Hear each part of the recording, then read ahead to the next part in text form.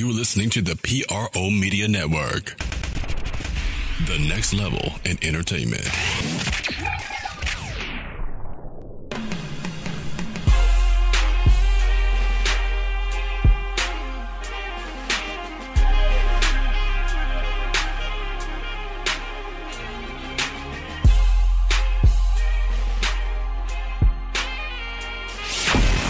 Get ready. It's time for the Sports Coma with Big Q and the guys. Telling you everything you need to know about the Saints, Pelicans, and a whole lot more.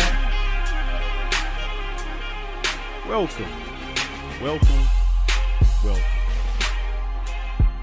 now rocking with the Sports Coma with Big Q and the guys. And we have intense, entertaining, and educating sport talk from your favorite sports family.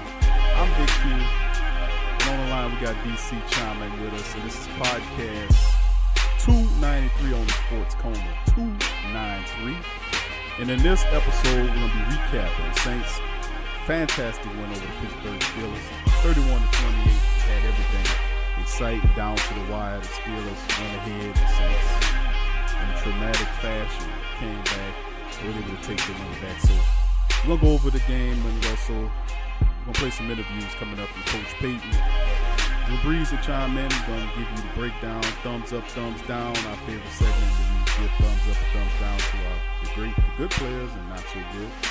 We also have the Sports Coma question of the day, reading the replies from the previous question.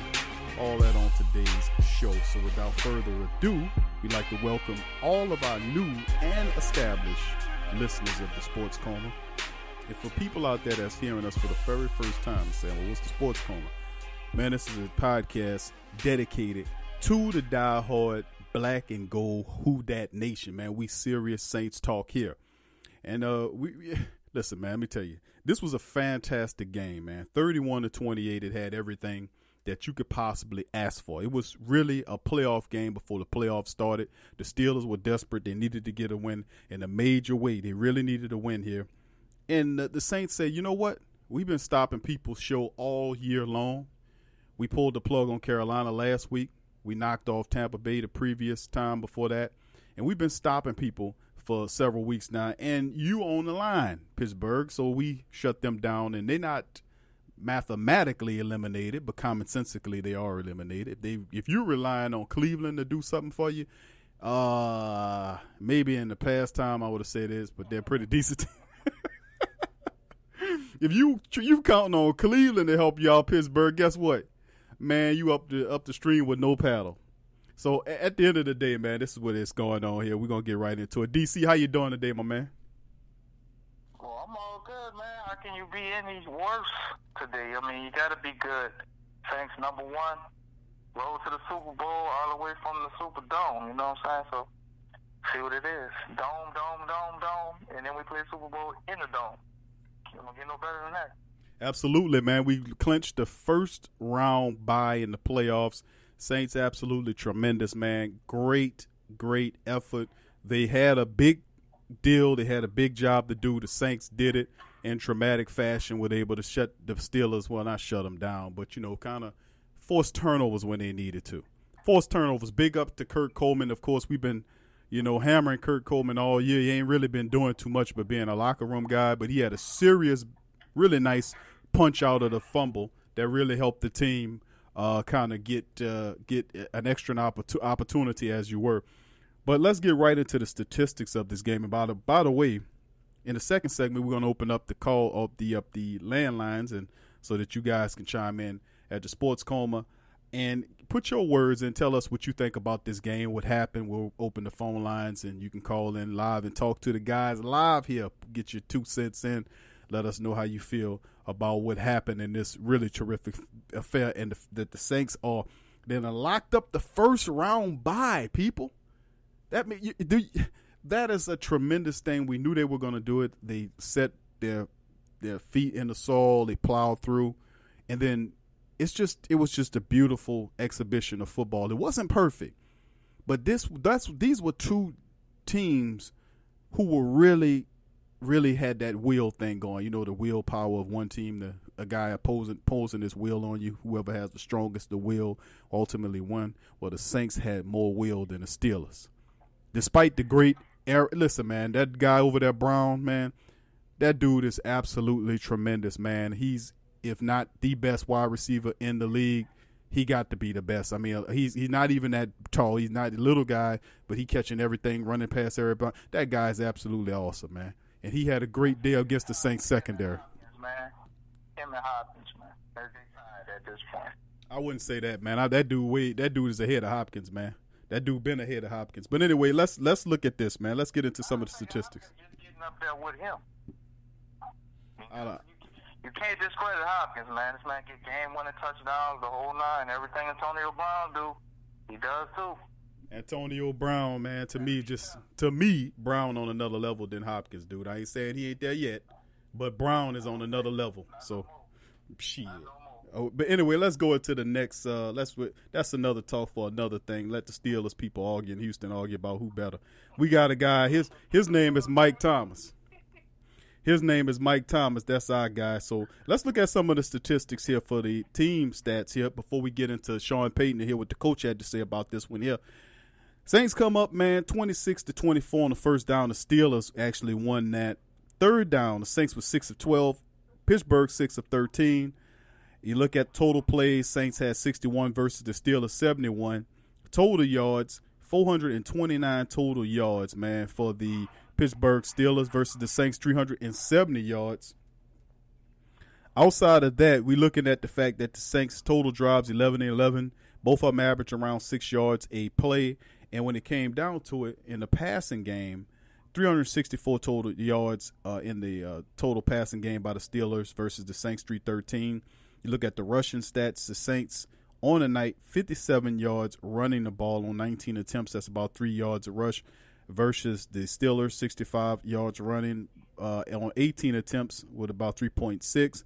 Red zone, Saints were perfect red zone people. Every time they got to the red zone, they were 4-4, and that to me probably one of the top stats when you look at the team statistics. The fact that the Saints got to the money land and they came up big every time they got in the red zone. 4-4. Steelers were 2-3 when they got down there.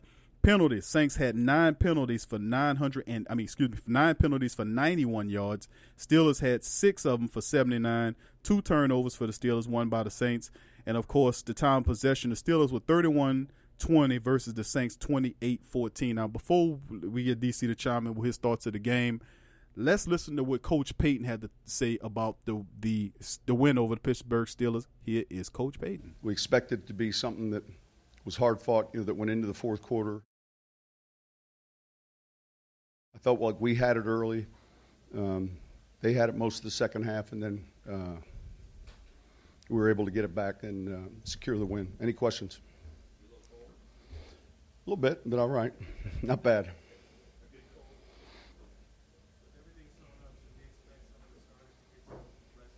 We'll see. We'll keep you posted. Could you describe just the emotions of earning that #1 seed? Just winning. I think, look, these wins are what you get addicted to. Really, though, it's that feeling of, the week is a grind. There's a lot of work that goes into it. Obviously, it's more difficult when you put in those hours and the practice and you don't have that immediate feedback with a win, and that's what makes it more difficult. But when you're able to get a win, it's hard to get that feeling out of your system once you start doing it. And that's the one thing these guys have done a good job with. Coming up with plays when we needed it. We won a lot of different ways this year. And, I'm proud of this team. Man, they've showed a great resolve, dealt with injuries. We dealt with all the, adversity you might have in a long season. And, that was kind of the second step, if you will, winning your division as a goal that you set at the beginning of the year, and then certainly helping your seed out. Man, that was a, big-time play. It's good. It's a real good offense. We knew statistically it was going to be a game that you had to handle situations in an aggressive way because it was a team that conversely was going to be able to score. And, we made enough of those plays. I think, listen, it's not just accident. That's just not coincidence, you know. And when you don't get them, it's not an accident either. So I think it's a credit to the coaches and the players for hustling, because it takes. But I think it's part of our jobs. It was a big play. It was close. Gutsy on their part. You know, when the one guy goes in motion, you start looking. And I had an angle where, but it's the second time this year, you know, in big games against the Rams also. The fake punt? Not necessarily, no. I mean, look, you go into a game like that and you cover the shifts, the motions, and you still have to defend it. And it was a good play. How impressed are you with this team, the way they've had kind of diverse wins where they've been blowout? Well, I just said it. You know, we've won in different ways. So that's our league. You know, it's tough each week. You know, these guys are, you know, a real good opponent, and you know, a team that really has been in some close games. Talking about Pittsburgh, so it was a good win. Man, it was huge. It's a big play for us, 3rd and long. It was great to have him back. You know, it's a testament to him. You know, going through the scope and, you know, kind of right there at the end, feeling like, man, you know, is this going to be it? And the results were good. They felt positive he'd be able to come back, and he helped us today. Does he open things up for you as a play caller in a different way than other guys did? Well, there's a presence with him, and he can run, obviously. I mean, shoot, we had him down the field on a double move earlier. We just didn't, you know, hold up in the protection. But, yeah, he's a threat. And he's also someone the guys believe in. And that 3rd down call now, that play he makes and the throw Drew makes, you know, it was a great snap of protection. And that was a significant play. If we were looking at about 4 or 5 of them, that was one of them.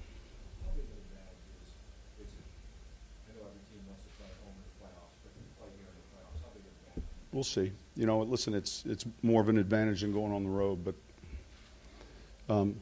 it's good to play home. You know, we feel like we've got a good home field advantage. So, but still about, you know, executing and all the details that go into winning. So, we've played well on the road as well. Like I said, I'll get with you on it. All right. Huh?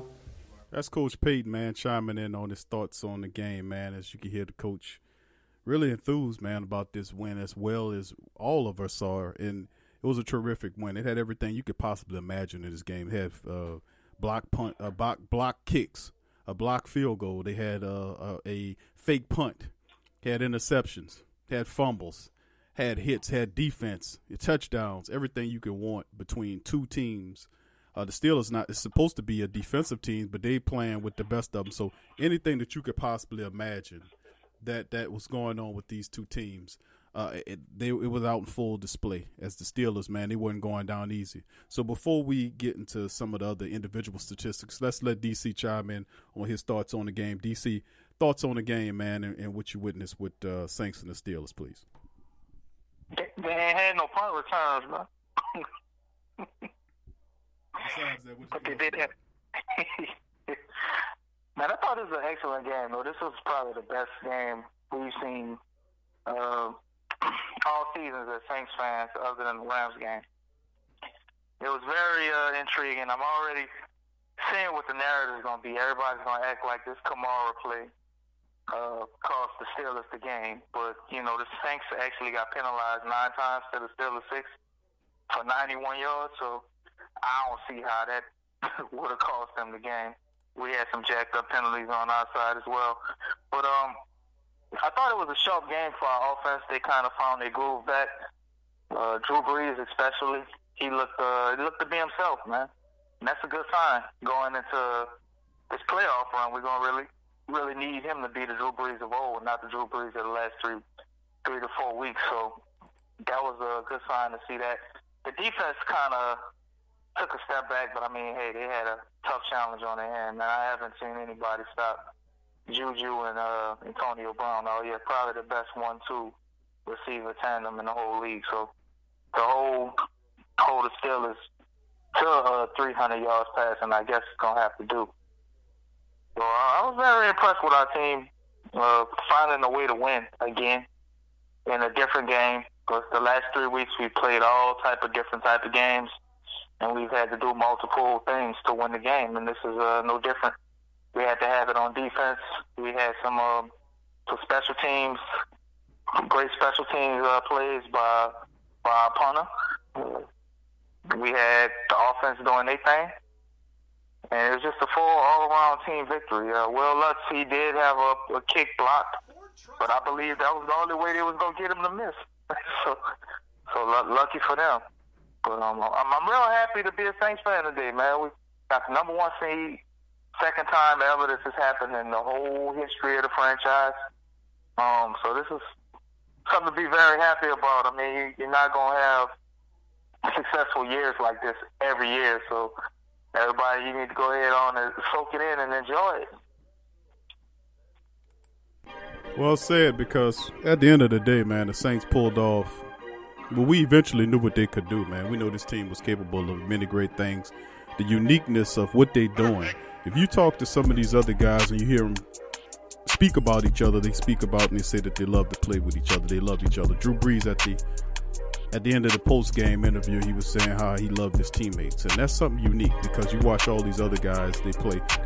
They're because of the money, but these guys actually enjoy playing together. They done sealed it up, man, for the entire playoffs, from the Mercedes-Benz Superdome to another dome called the Mercedes-Benz. So, in essence, the Saints, they've lined themselves up perfectly. When we come back on the other side of the break, we're going to let Drew Brees tell you about his thoughts on the game. We also have thumbs up, thumbs down.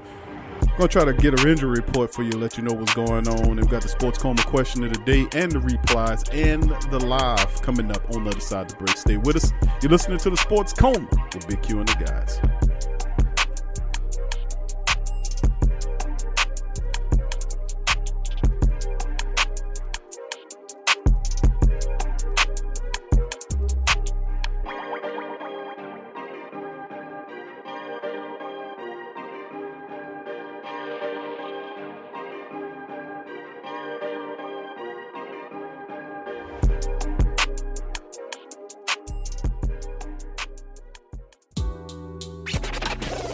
Saints and Pelicans fan, so the only podcast I can get my fix is the Sports Coma with Big Q. The guy's intense, funny, and they always keep it real. Check out the Sports Coma with Big Q and the guys. What's up, sports world? It's Big Q. Talking at you from the PRO Media Network, letting you know that we're attempting to make things a lot simpler on our listeners and viewers of our mini podcast. So as a result, we're leasing down a lot of our shows to have their own channels for your convenience. Starting soon, shows like Ring King Box, LSU's Tough Tiger Talk, the Pelican Postgame Report will all have their own individual YouTube channels. So thank you for working with us during this process. Thank you for subscribing. Thank you for sharing. Thank you for commenting. Thank you for everything. Thank you for your donations and support for our platform as we continue to improve moving forward. Peace.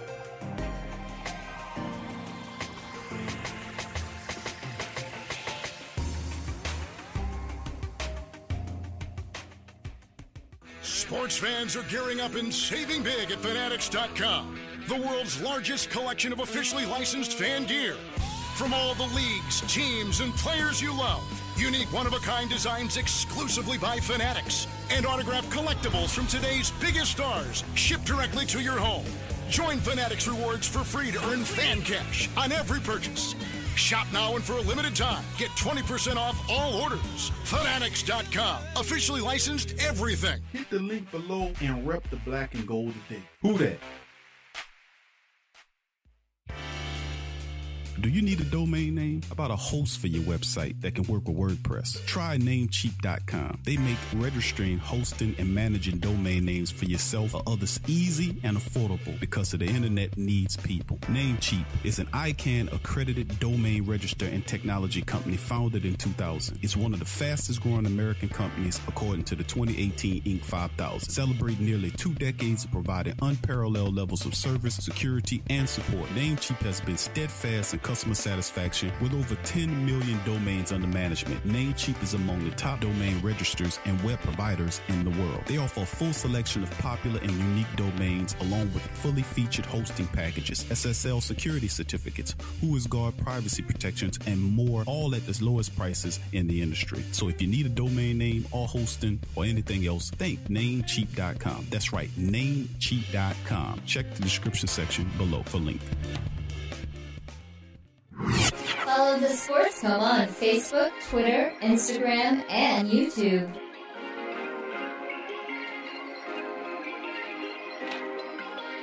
You're listening to the Sports Coma with Big Q and the guys on the PRO Media Network. Welcome back to the Sports Coma with Big Q and the guys, recapping the Steelers. Saints and Steelers, 31-28. Saints get it done.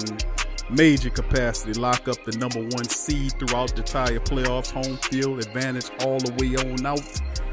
Going right on up to that Super Bowl up to Atlanta. And like I said in previous shows, man, we're going to make Atlanta Dome our home and win a Super Bowl in their building. Now, how you love that, Atlanta? How you love that? Y'all couldn't get it done. Y'all collapsed in epic proportions against New England. Guess what? We'll have no such performance by our team moving forward. So we got it here, man. So before we hear from Drew Brees, I want to give a shout out to my sons. They doing it up on YouTube. So all y'all terrific Who Dats and Sports Cone people, if y'all in the gaming, you can check out G and Rob Gaming. And also the Video Game Boys on YouTube for gaming and things of that sort. They're really popular. Y'all can check them out on there. Just wanted to throw them out a little shout out on this great win, 31-28. Looking at some of the individual statistics before we roll into the Drew Brees post-game interview.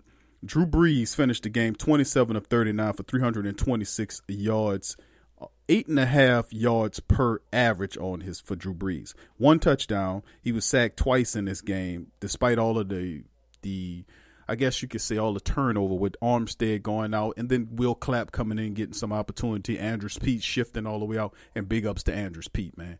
Big ups to Andrews Pete. Always, shift from right guard to left tackle, gets in there, has and does a damn good job as well. So, I mean, it's just the Saints are terrific, man, when it comes down to that kind of stuff. But that's Drew Brees' numbers.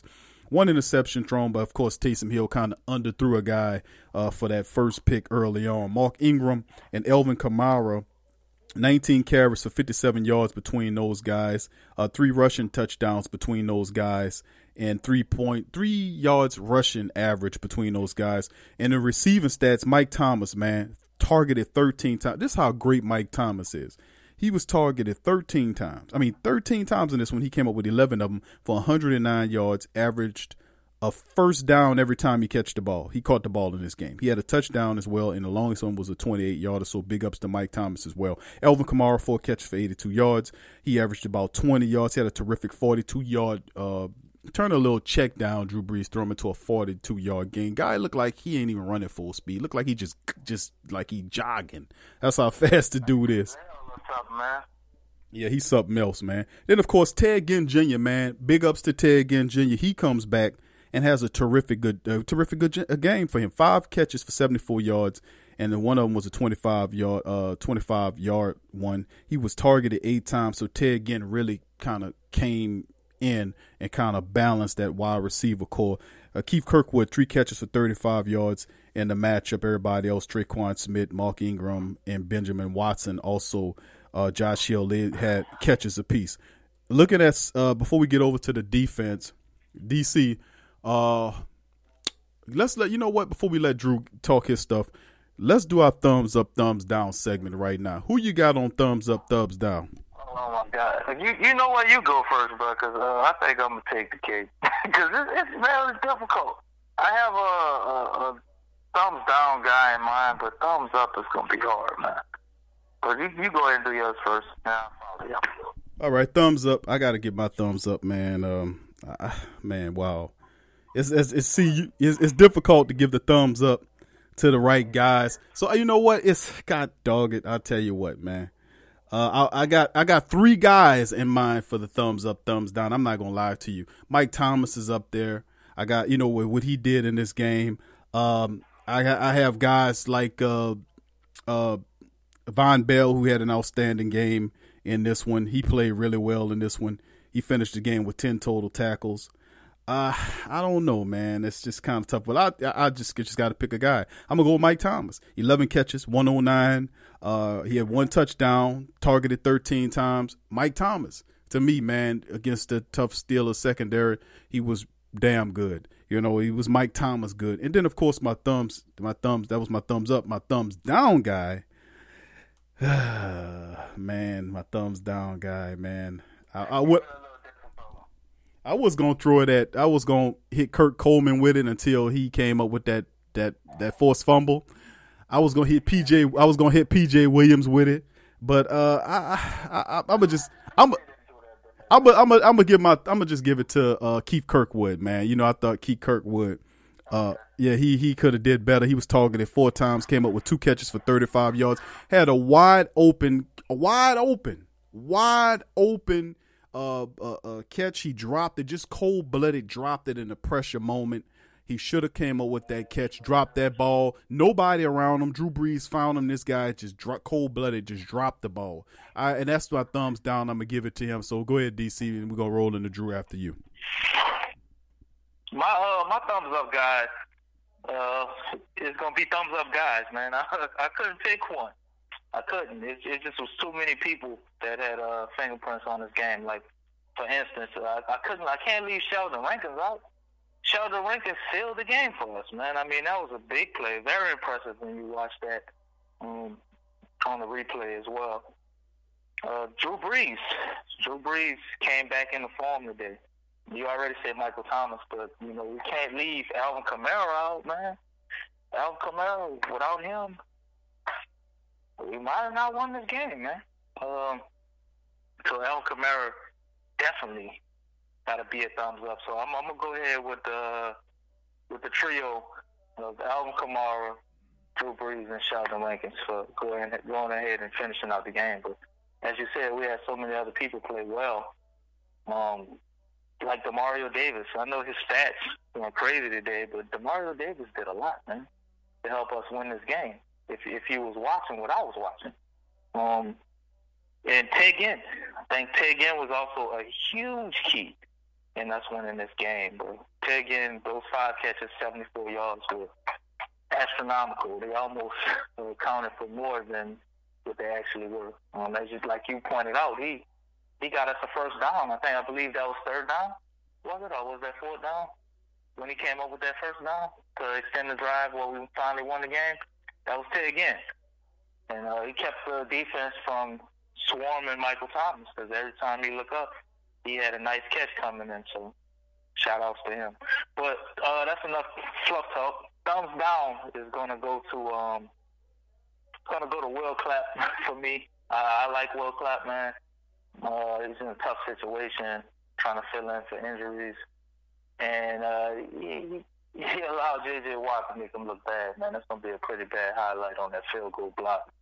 So I got to throw Will Clapp out there. And Ben Watson, Ben Watson is just unimpressive to me. A couple of drops. But really, it was 1 drop. It felt like 2. He should have caught that ball.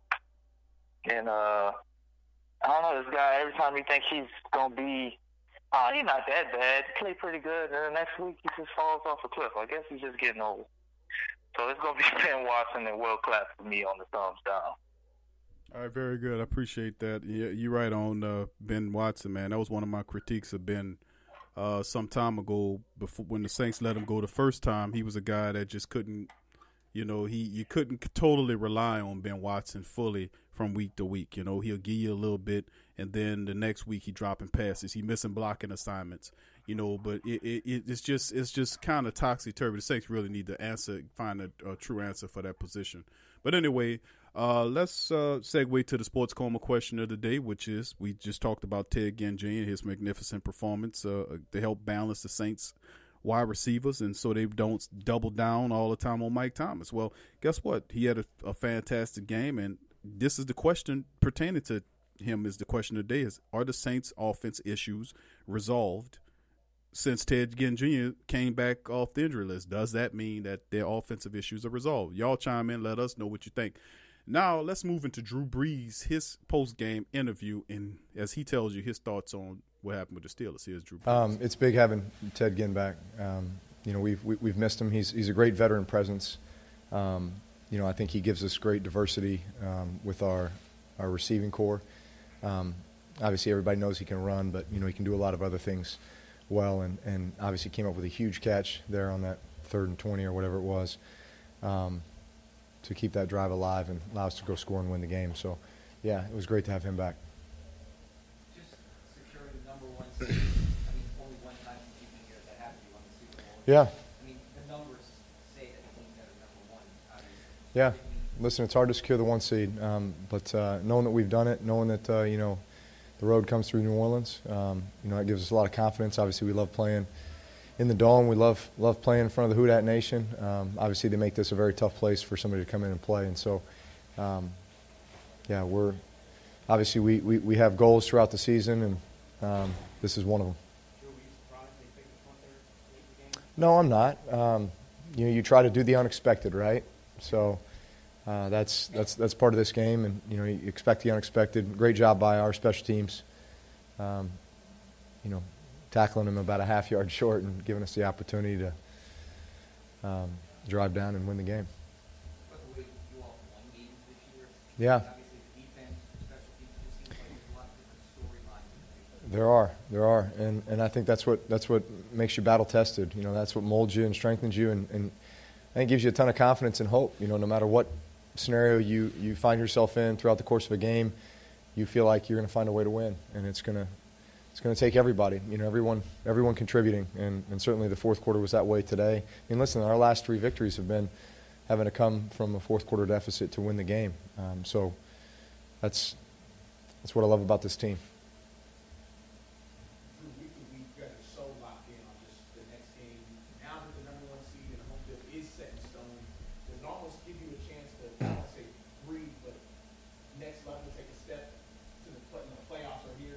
Yeah, it's it's a little bit of a 30,000-foot view. It's like, all right, let's map out the next couple weeks here, right? As we prepare ourselves for that first playoff game. Obviously, we don't know who we're playing yet, but as you begin to think about that, you lay out a plan for your routine, and I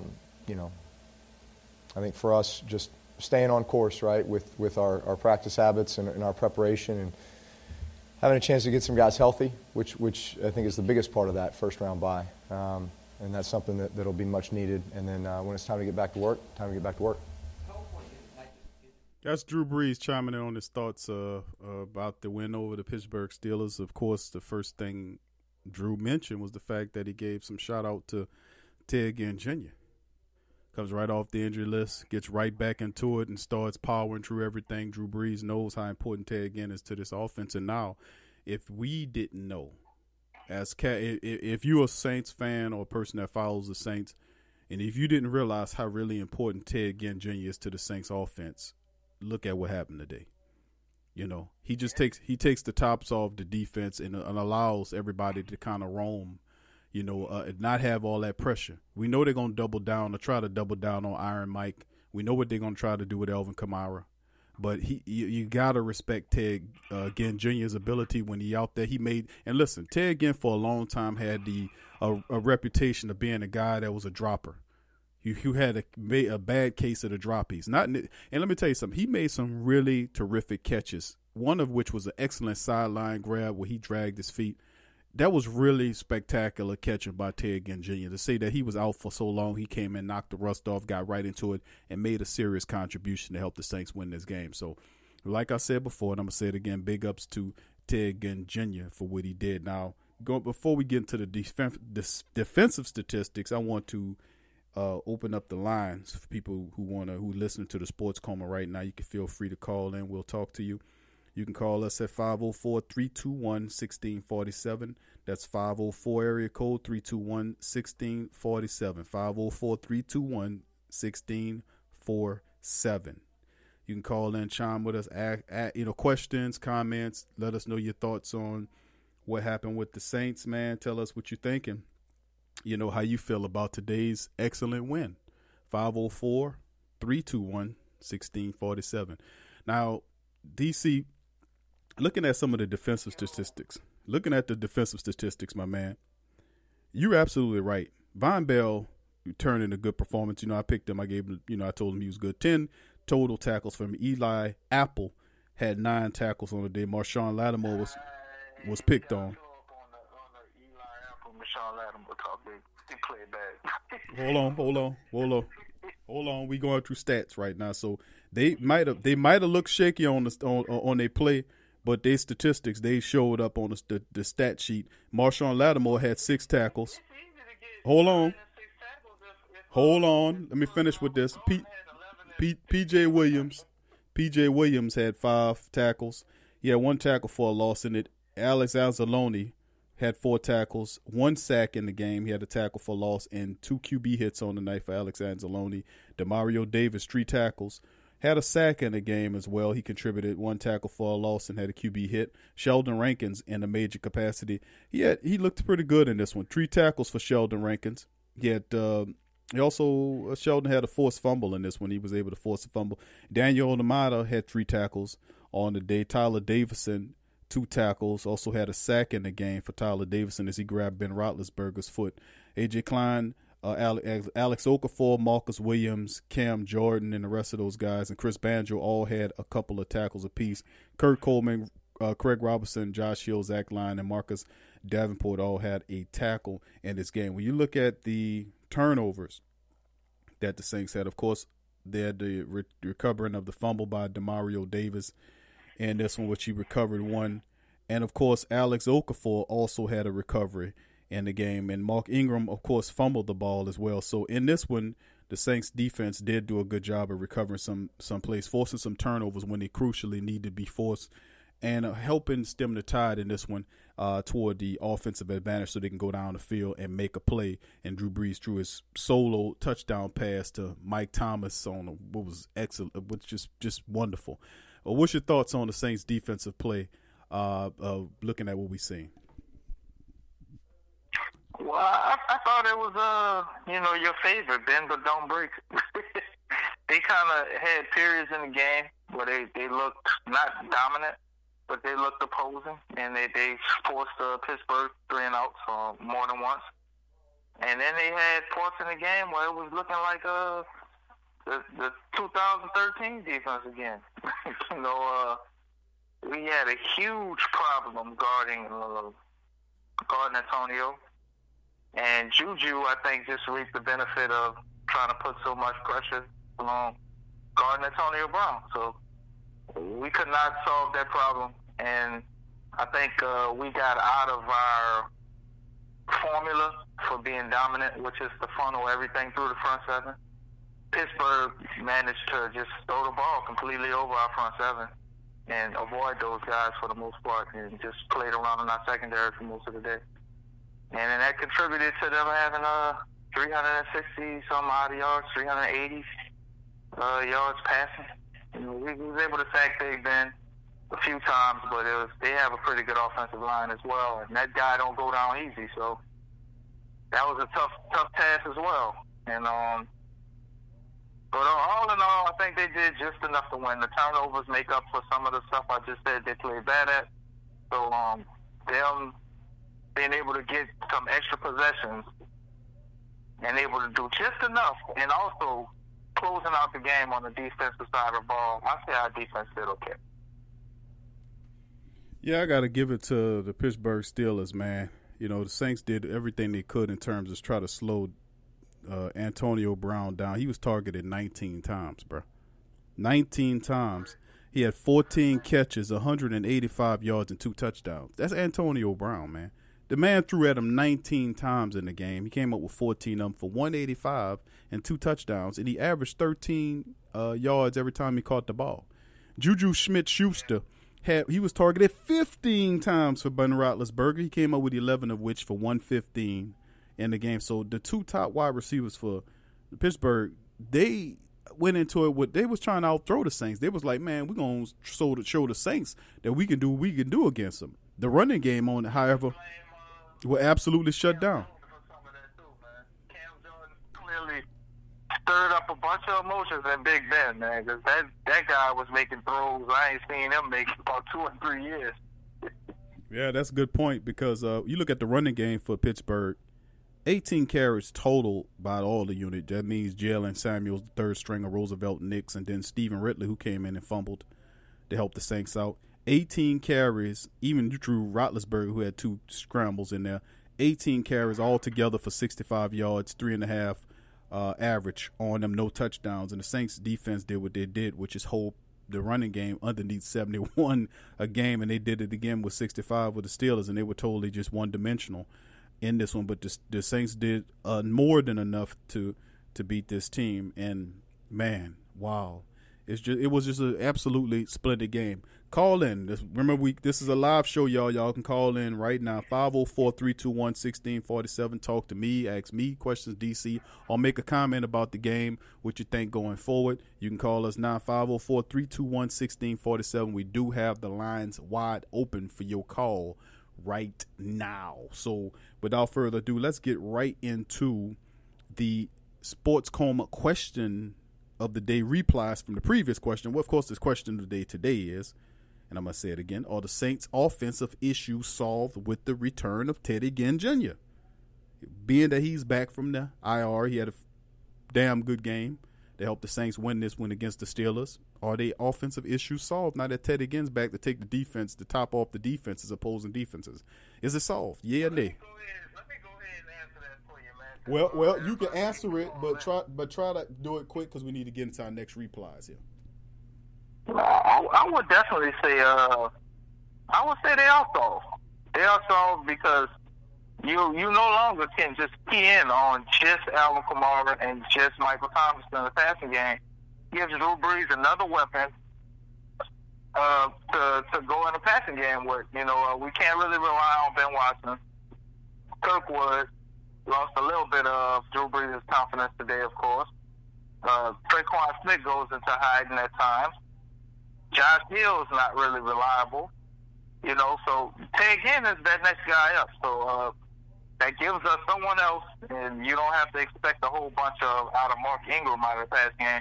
You get something out of him, and that's great. But if not, it's okay, because we got Ted Ginn, and he can also stretch the field, and he'll be able to open up everything underneath for the offense, man. So that those 10 to 12-yard passes that we were doing that people started to key in on, well, you got Ted Ginn going deep. A touchdown or two happening like that, they're going to start changing their mind and say, well, maybe we should give them the 10-yard pass better than letting them score a 40-yard touchdown in 15 seconds. All right, well said, DC. Appreciate that. Let's go to our previous Sports Coma question of the day, which was posed at the post-game report after the Carolina matchup in which the Saints squeaked out a win there. The question was asked, what's wrong with the Saints offense? What the hell wrong with the Saints offense? Well, we had quite a few replies, and we're going to run them down right now. We're going to start with Crass4. He chiming in. What's up, Crass? How you doing, buddy? I ain't hear from you in a while. Good to hear from you.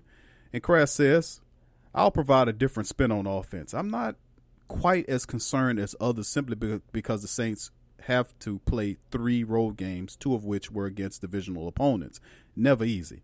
I traveled to the Tampa Bay game. The weather was bad, field was spotty, conditions weren't the best. The D still found a way to get stops, and the offense was still able to score a few points. Last night, we were facing a very good Panthers D on their home field, backs against the wall, and Kuechly knew Brees' tendencies. Divisional games are always closely contested.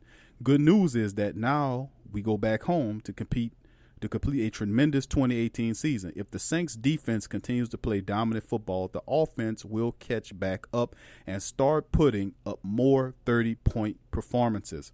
We aren't flashy right now. However, the team is 5-1 on the road and continue to find ways to win. Not always pretty, but we are still winning. Home sweet dome. We'll get it right offensively. Securing home field will be paramount. Saints are a different animal at home. Have a great week, and as always, I appreciate what you guys do on this channel every week. Well, Crass, thank you. Crass 4, man. You're always one of the Sports Coma favorite people. We appreciate you for chiming in, and that was splendid commentary, man. Well said, very wise, very spot on.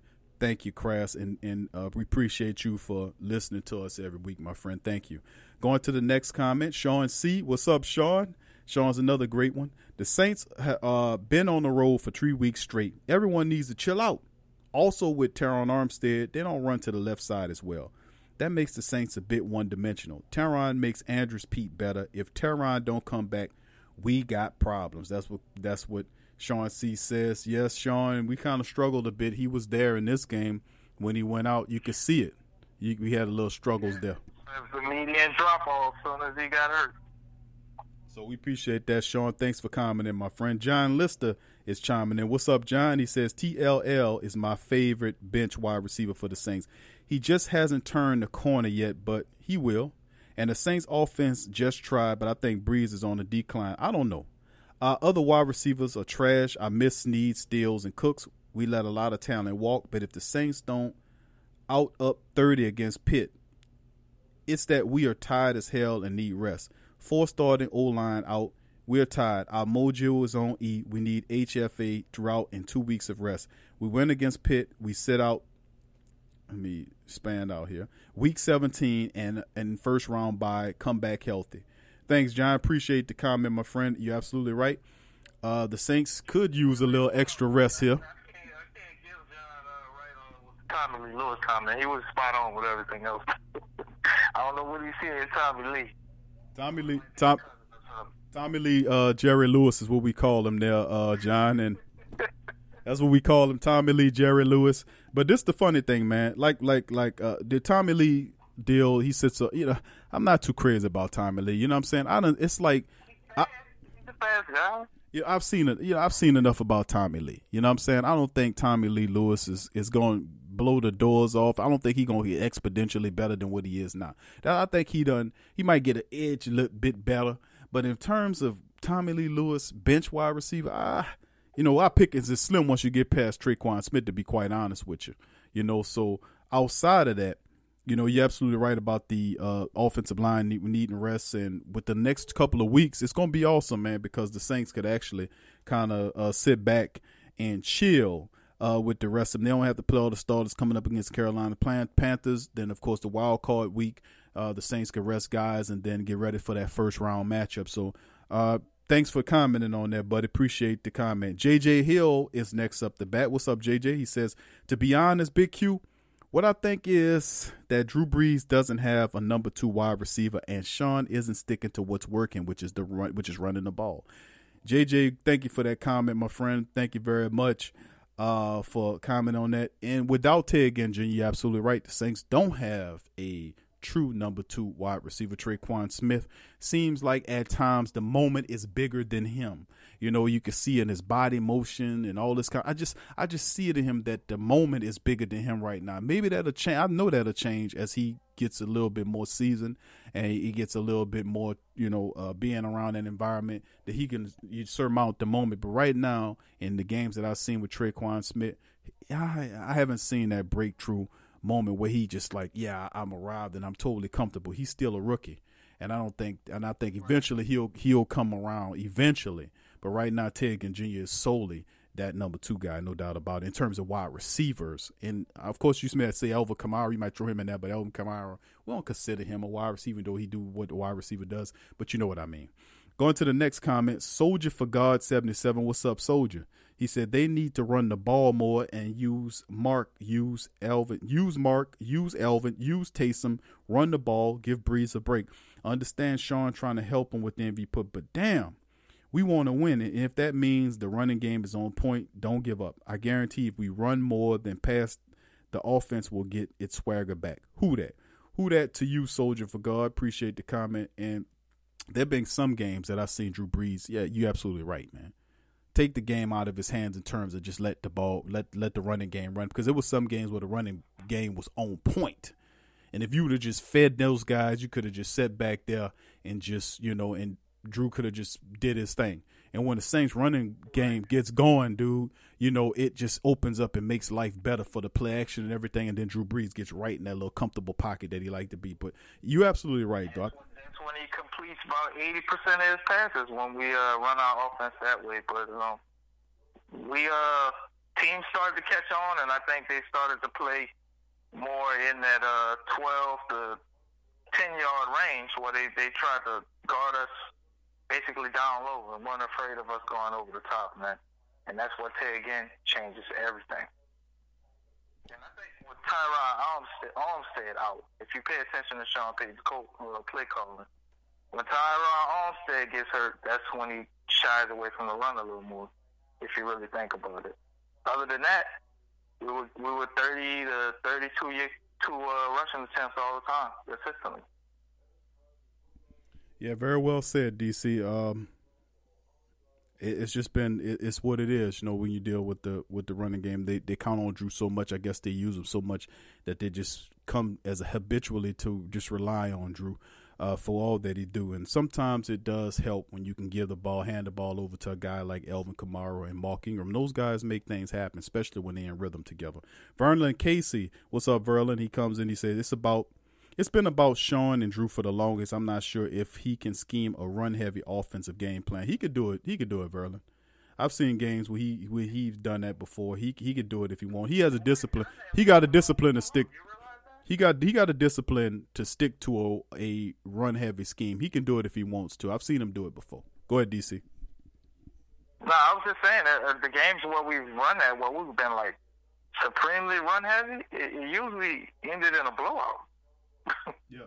Like when we ran the ball like more than we normally do, like when they get past those 30 attempts, which that is pretty good. We're usually successful when we run the ball about 32 times. We got way more wins than losses when we do that. And when they get past that and go into 40 attempts and all that, man, that's usually a blowout. True that. That's Sean Payton's way, but you know what he likes to do? He likes to throw that sucker. Next commenter, John Garden chimes in. What's going on, John? John says, Big Q, you need to say welcome, welcome, welcome again. It's like back in the day with Q93, Wild Wayne, A.D. Barry, with FM 98, WYLD. It's a signature mark that you have to maintain for yourself and the interviewing audience. Who that? Thank you, John. Appreciate that, brother. And it was a few shows where I went away from my traditional welcome. I've been saying that for going on 4 years now, the Sports Coma. That's how I open my shows, man, and that's how I welcome my people, the family, with that traditional that triad of welcome, welcome, welcome.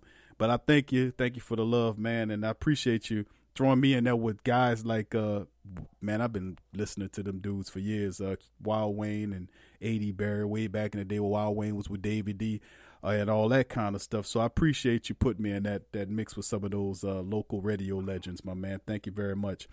Going on, Verlin Casey, he got another comment. He said, being there, Big Q, and DC, thumbs up should go to the defense. Thumbs down should go to Payday's calls and Breezy and his decisions. It feels like Payday has only 10 run plays to every 40 pass plays total, and Breeze made many bad choices. I saw many true Drew Brees type plays and windows that he should have saw and hit. Even my son said a couple of times, Dad, that guy was open. And they were. And if he looks rushed and uncomfortable, unbreezed like, teams are picking up to getting strong push in the middle, and they're sending people between the tackle hole and the blitz. Why isn't Hill returning the ball when he gets hyped and he's going to spark plug the team? We, for the first time in a long time, are dependent on the defense, and they, Verlin, hold on, let me scroll down, have been very good and not getting the credit. Also, we're held over Monday with no calls. We're called for it a lot. As I said before, the refs need fines. Stay up, Big Q and DC. Hold it down. We were up in there with the Grinch holding the Who Dat Nation down, but they only wanted to show all of us up there once again. Again, Payday doesn't seem to know how to scheme a dominant run game, and the middle of our O-line needs tightening up. Unfortunately, look at it.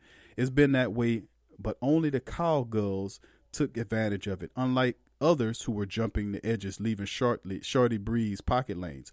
Like Monday, he had a pocket, made some really questionable throws and decisions. Thank you, Verlin, for your commentary on that, my man. And Payday, which is Payton, I guess you're referring to. But it do times when Payton does kind of deviate until, he gets a little too pass happy and he gets away from running the balance thing. I truly believe that if the Saints stay in the middle of that perfect balance, ain't no team out there can deal with them. Every now and again, we, from a discipline standpoint and from a play calling standpoint, we'll deviate to the pass more versus the run. But if we really had the true discipline to stay in the middle, nobody could deal with the Saints offense. And I mean absolutely nobody. DC, what's your thoughts on that before we finish reading up these comments? I think that's excellent, man. If we played the way that Seattle's playing right now, as far as how they try and run the ball, it's basically a run-centered offense. Like, we would be better than them at it, and we would be a more dominant team. We might have went 15-1, maybe 16-0, because all of the games we had where we had really a tough time, me and you watched several games, and we were like, man, why? Just run the ball. We're getting 4.5 yards a rush. Our offense ain't doing much. Just run the ball. Run the ball, protect the rock, run the clock. It's going to be one of them tough banging out games. Just run the ball. But our coach, man, Sean Payton, the mad scientist, bro, he loves to get cute. So he's going to continue to be him. It wouldn't be Sean Payton if we don't get at least 30 to 33 pass attempts in there. But 21 to 25, 26 pass attempts, I don't know. I think he started getting nervous or something, bro. He had to start taking medication. Man is an ex-quarterback, so that's the best explanation I got for it, because you're absolutely correct. The commentary is correct. The defense has been carrying the team, but I think a lot of that has to do with us being on the road, like a lot of our other commenters said. This is always tough on the road, man. Then 3 road games back-to-back. We had like 2 Thursday night games in a row. I mean, it was a very difficult schedule as well, too, for the offense to kind of not quite look themselves. But, hey, the defense stepped up and they looked amazing, so what's their excuse? Absolutely. Let's get into the rest of our comments here. We got 3 more left. Lakeisha Smith. What's up, Lakeisha? She said, the Saints have gone to a plain vanilla offense with rookie wide receivers, and they can still get a victory. Don't let the announcers fool you. The Saints are not struggling. They are 1 win from having home field advantage. The Rams lost, the Chiefs lost, the Patriots lost, the Cowgirls lost, the Saints won. They can choose to win either of their last 2 games. There will be no film on the Saints for over 6 weeks on how to beat the Saints. They did this in 2009, and they're doing it again. It is very hard to beat a team that you haven't seen play. No film since before their second loss is going to catch fire in the playoffs. Thank you, Lakeisha Smith. Well said. We love that comment. Thank you, Lakeisha. That was beautiful. Thank you for that. Appreciate it. And comment more, Lakeisha. Like we had the Sports Coma. Love to hear more commentary like you and the rest of the great sports family out there, Sports Coma family. DJ Austin chiming in. What's up, DJ, my man? He says, we really don't have a number 2 wide receiver like Drew with MT and AD with Drew Holiday and that. And how I look at the same question goes to the Pelicans. What is wrong with the team, or is it the coach? My thing is, with Cam out for the rest of the 2 games, do you let Teddy play against the Panthers in the last game? You know what, DJ? First of all, you're absolutely right. The Saints, outside of Ted Ginn Jr., they kind of, they don't have, they still got a bunch of young guys. But I do respect the fact that the Saints are relying on a lot of those youthful guys like Dan Arnold. They got a lot of repetition to him. They let Austin Carr come in there. They let Keith Kirkwood, who you see Keith Kirkwood really taking on a serious role here. If I was Traquan Smith, I'd be a little bit concerned here. Because Keith Kirkwood, man, is doing what really Traquan Smith is supposed to be doing if you're thinking about it. I mean, this guy's an undrafted guy, and you're a top one of the, what was he, a 2nd-round pick? I mean, so if I'm looking at Traquan Smith, I'm like, man, I got to step my game up because Keith Kirkwood right over my shoulder. He needs to watch Dez Bryant, too. Dez Bryant already talked about comeback time, and he won't come back with us next year. So you got Kirkwood. I believe they will re-sign Ted Ginn as well. So, I mean, Traquan Smith might get bumped all the way down to the 5th guy. That's very true. Could well be it's something worth monitoring going ahead once the season over with. But as far as the Pelican question goes, DJ, of course, just to let everybody know out there, we do the Pelican post-game report. We cover the Pelicans just like we cover the Saints. You can go into YouTube or go in the description section and look for the Pelican post-game report, subscribe, and join up, and you'll get the great commentary on the Pelicans like we give on the Saints. But the reality situation about that, I really do think it's the coach. I think the team has enough talent to win without Anthony Davis in the short term, meaning when he's out or he needs extra time. I think that the coach has a lot to do with that. His schemes are very flawed in terms of defense. The defensive guy's not working out. He's not making any adjustments. He's not bringing in anybody. He's not going to them say, like, let's bring somebody in to help us with our defense. It's just the same old nonsense. And he's not a disciplinary coach. This is kind of a veteran, youthful, young team. And just Gentry don't come off as a disciplinary. This is a very undisciplined team. On defense, they're laughable most nights. They turn the ball over, unforced errors, like they just turn the ball over. They don't hit free throws they're supposed to hit. I mean, seriously, they won 3 games just by hitting free throws correctly. You know, they're free, for God's sake. Free. Free means free. But the reality situation of the day, I would have to put it on the coach, and I thought it was a bad call when they hired the man.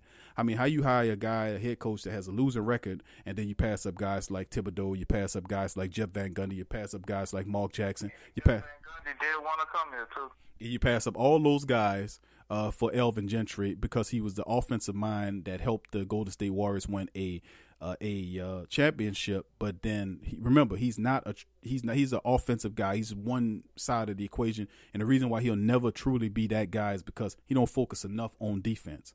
You know, and I don't want to get too deep into it, but that's my brief assumption on it. Of course, you know, you can listen to the Pelican post-game report. We really nailing him over there on the other side, so you can understand that. So thank you. And as far as the Ted Bridgewater playing in the final game of the season, why not? I would love to see Teddy Bridgewater and a few other Saints get their reputation. I would love to see Teddy Bridgewater against the Carolina Panthers. Why not? They put that other guy in there. He stunk up the place this week.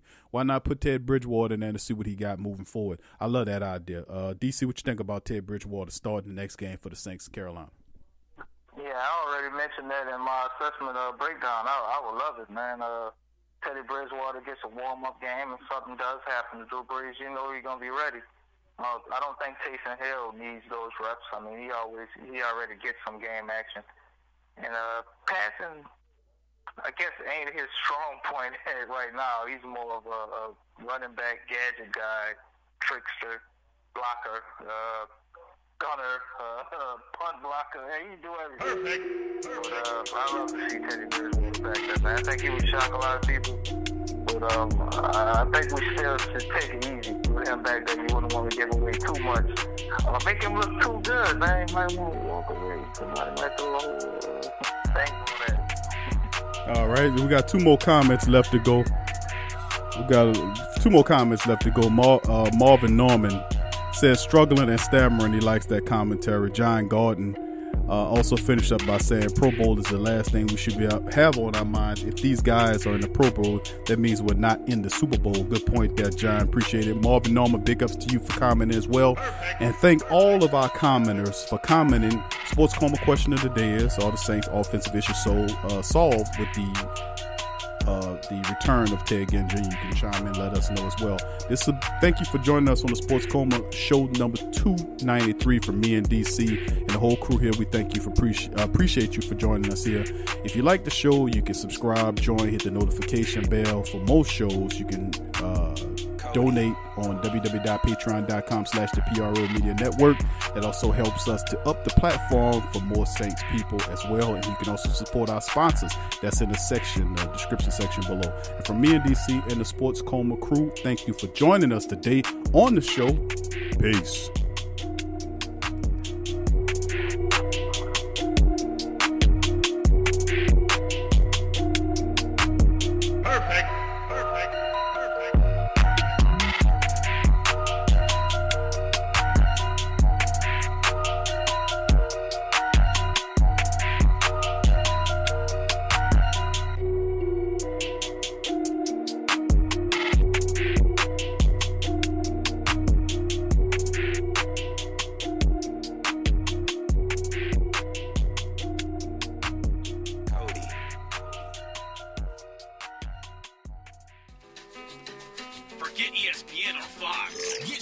sports talk from the Sports Coma with Big Q and the guys. Thank you for listening to the Pro Media Network, who provides hours and hours of free edutainment to you and yours. If you are benefiting positively from our content, please donate to help us grow our platform by going to www.patreon.com/the Pro Media Network. That's www.patreon.com/the Pro Media Network, and support the true independent artists. Tea is your escape. It's your opportunity to create a moment for stillness, for reflection, for yourself. It's your connection to a world of senses, flavors both exotic and familiar, energizing and relaxing. It's your retreat from an increasingly turbulent world. It's the perfect paradox of simplicity and complexity. Teabox.com connects tea to people, uniting the richest flavors of the finest teas with the curious, the cultivated, and the adventurous all over the world. The freshest tea you've ever tasted, from crop to cup. There's simply no simpler way to experience the wonderful complexity of tea. Teabox, packing up the freshness. Tea thrives on freshness, and so do they. Teabox temperature and humidity control facility ensure that tea is maintained. The teas themselves go into oblique bags with aluminum layers that protect them from excess moisture and light. With Teabox, shopping for fresh, loose leaf tea is easy because you make an informed purchase. You know exactly where your tea is coming from. So for the freshest teas in the world, check out Teabox.com. That's right, Teabox.com. Check the link in the description section below. NewFrog.com for all of your electronic gadget needs. Fast becoming #1 online seller of cell phone and accessories, consumer electronics, automobiles and motorcycles, home and garden items, 5D diamond painting crafts, electrical and tool supplies, computer and networking supplies, lights and lighting supplies, sports and travel items, toys and hobby supplies, apparel and accessory, mother and kid items, health and beauty items, and much, much more. NewFrog.com has up to 70% off on some products, and you can check out their weekly promotions for all the best deals. Remember, when thinking online electronics and gadgets, think New Frog. NewFrog.com. Check the link in the description section below. Vapor DNA is the absolute premier online vape store, offering an industry-leading selection of e-cigarettes, e-liquids, and accessories. Our friendly and knowledgeable customer service team is always ready to provide the best customer service experience to ensure you find what you're looking for. We guarantee our vaping gear shop products to be 100% genuine and the lowest price. We are so confident in our selection and our customer service. We will offer our customers a 45-day refund policy. That's right, a 45-day refund policy. We are proud of this offer for 3 simple reasons: quality, selection, and price. And that is the reason you should choose Vapor DNA for all your vaping needs. That's www.vapordna.com. Again, that's www.vapordna.com.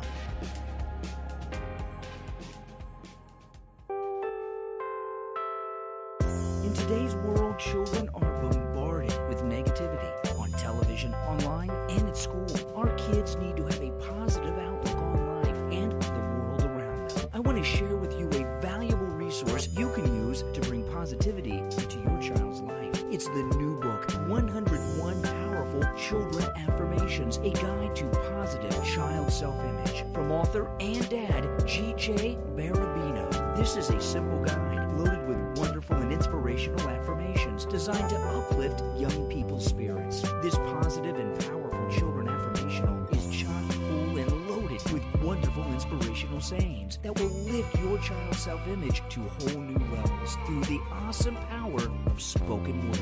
101 Powerful Children Affirmations, a guide to positive child self-image, from author and dad, G.J. Barabino. Available on Amazon. Order a copy for yourself, your child's teachers, or anyone you know with children. 101 Powerful Children Affirmations, a guide to positive child self-image. Order your copy today.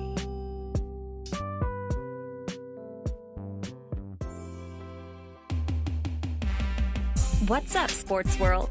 The PRO Media Network is on a mission to reach 10,000 subscribers. So besides our regular programs like the Sports Coma with Big Q and the guys, the Pelican Post Game Report, Rapid Fire TSC, and others, we will be expanding out and offering other content like movie, anime, and gaming reviews for your entertainment. So if you enjoy our content, please donate at our Patreon page. Also subscribe, comment, and share. And help the PRO Media Network reach 10,000 subs. Peace.